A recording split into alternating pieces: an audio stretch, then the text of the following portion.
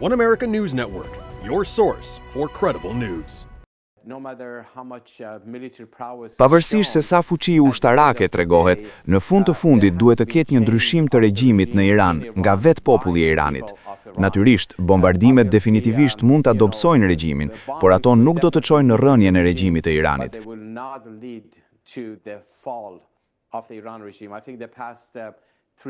Mendoj se 3 javët e fundit vërtetuan se ky nocion, që regjimi thjesht do të shembet në peshën e bombardimeve, ka rezultuar i gabuar. Ne kurrë nuk kemi besuar në këtë dhe kemi këmbgulur gjithmonë se ndryshimi duhet të vijë nga brenda. Por gjithashtu kjo shërben si një përkujtesë për të gjithë se ky regjim nuk do të moderohet, e dini, apo të ndryshojë sjelljen e tij. Ky regjim është i ndërtuar mbi terrorizmin, armët e shkatrimit në masë dhe vrasjet brenda Iranit.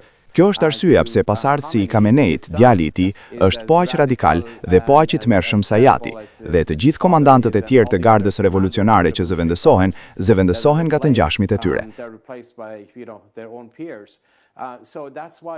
Prandaj mendoj se fokusi duhet të jetë vërtet te forca për ndryshim në Iran, iranianët që kanë luftuar këtë regjim për më shumë se 47 vjet.